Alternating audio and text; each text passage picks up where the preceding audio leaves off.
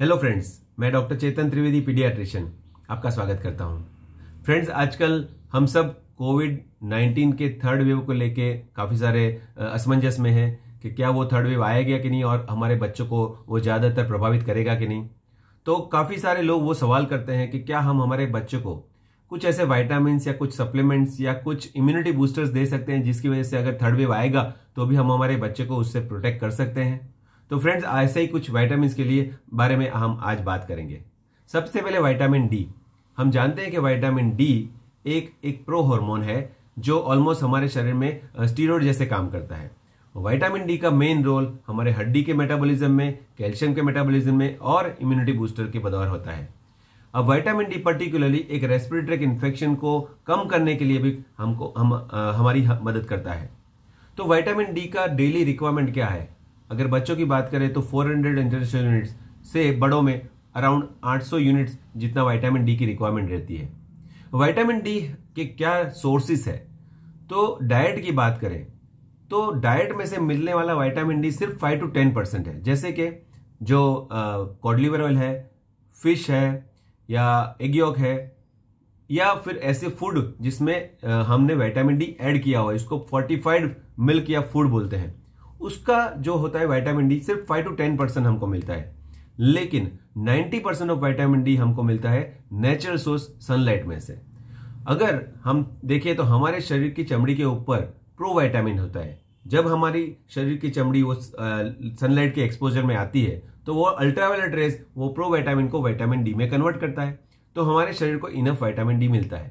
अब जब हम इंडिया में हैं, हमारे आसपास काफी सारी धूप है, तो हमारे शरीर में विटामिन डी इनफ होना चाहिए। लेकिन स्टडीज में ऐसे देखा गया है कि इंडियन पॉपुलेशन में भी विटामिन डी का जो लेवल कम से कम 20 नैनोग्राम पर ml होना चाहिए, उससे कम ऑलमोस्ट 50 to 70% लोगों में पाया गया है। तो हमको चाहिए कि हम ज्यादातर विटामिन डी ले। और अगर हम बात करते हैं बच्चों की, जन्म से लेके 1 साल के बच्चों, माता के दूध में, ब्रेस्ट मिल्क में विटामिन डी बहुत ही कम मात्रा में मिलता है। तो माताएं जिनमें खुद में विटामिन डी की कमी है और जब ब्रेस्ट मिल्क में विटामिन डी बहुत कम है, इसलिए हम जन्म से लेकर 1 साल तक के बच्चे को विटामिन डी के 400 यूनिट इंटरनेशनल यूनिट्स के सप्लीमेंट देने के लिए एडवाइस करते हैं। अगर हम बड़ों के बच्चे की बात करते हैं, अगर कोविड इन्फेक्शन को प्रिवेंट करने की बात करते हैं, तो हम विटामिन डी सप्लीमेंट कर सकते हैं? तो मैं मानता हूं कि पिछले 1 या 1.5 साल से हमारे बच्चे कभी धूप में गए नहीं है। तो अभी ये टाइम है जब हम लॉकडाउन में से बाहर आ रहे हैं, तो हम चाहेंगे कि हमारे बच्चे को नेचुरल विटामिन डी मिले। एटलीस्ट 10 से 15 मिनट अगर हमारा बच्चा कम क्लोथ्स में, कम कपड़े में अगर सनलाइट में रहता है तो उनको इनफ विटामिन डी मिल जाता है।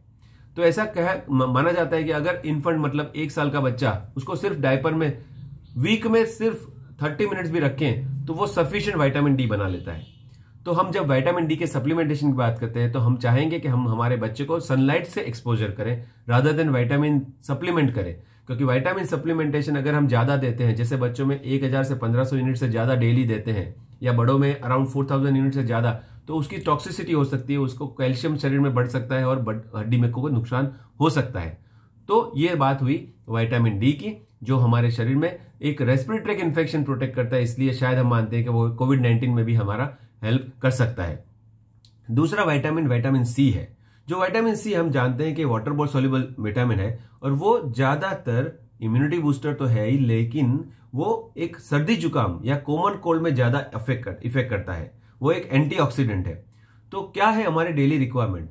विटामिन सी हमारे शरीर को 75 मिलीग्राम से 120 मिलीग्राम जितना चाहिए। अगर हम बात करें विटामिन सी के रिच सोर्सेस, हम सब जानते हैं कि साइट्रस फ्रूट्स जैसे कि नींबू, मौसम्बी, नारंगी, कीवी फ्रूट्स, ये सब में विटामिन सी काफी सारी मात्रा में पाया जाता है। तो विटामिन सी अगर हम बाहर से सप्लीमेंट करना चाहते हैं तो बेहतर रहेगा कि हम ऐसे साइट्रस फ्रूट्स ज्यादा ले, तो हमारी रिक्वायरमेंट सफिशिएंट होती है। एक नींबू 31 मिलीग्राम जितना विटामिन सी देता है। अगर हम सप्लीमेंट करना चाहते हैं तो उसका एक लेवल होता है, जैसे कि बच्चों में हमको ज्यादा से ज्यादा 400 मिलीग्राम पर डे जितना देना चाहिए और एडल्ट में 2000 यूनिट से ज्यादा विटामिन सी नहीं देना चाहिए। हम बच्चे की बात करें तो एक विटामिन सी की गोली जो हम बच्चों को एक गोली सुबह शाम चूसने के लिए या खाने के लिए देते हैं 500 मिलीग्राम की आती है। अगर हम ऐसी 2 गोली देते हैं तो 1000 मिलीग्राम देते हैं, और बच्चों को ये बहुत टेस्टी लगती है। कई बार ज्यादा विटामिन सी की गोली लेते हैं तो उनका लेवल जो टॉक्सिक लेवल से ऊपर चला जाता है, तो बच्चों को डायरिया, वॉमिटिंग ऐसे जीआई साइड इफेक्ट्स हो सकती है। तो हम चाहेंगे कि विटामिन सी का रोल एक सर्दी जुकाम प्रिवेंट करने में है, इम्यूनिटी बूस्टर है। हो सकता है विटामिन कोविड इन्फेक्शन में भी हमारी हेल्प कर ले, तो हम चाहेंगे कि विटामिन सी हमारे बच्चों को दे, लेकिन नेचुरल सोर्स जैसे कि रस वाले फ्रूट्स हम ज्यादा दे के हम बच्चों को विटामिन सी दे सकते हैं। तो फ्रेंड्स, विटामिन सी और विटामिन डी का कोई ठोस सबूत नहीं है कि जो कोविड इन्फेक्शन प्रिवेंट करने में हमारी हेल्प करे, लेकिन उसका रोल इम्यूनिटी बूस्टर की बतौर तो प्रूव है।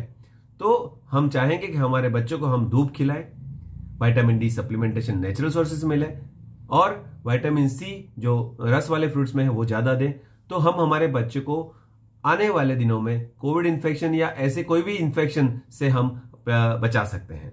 तो फ्रेंड्स, अगर आपको ये वीडियो अच्छा लगा तो लाइक कीजिए, शेयर कीजिए और यूट्यूब चैनल सब्सक्राइब कीजिए। Thank you so much.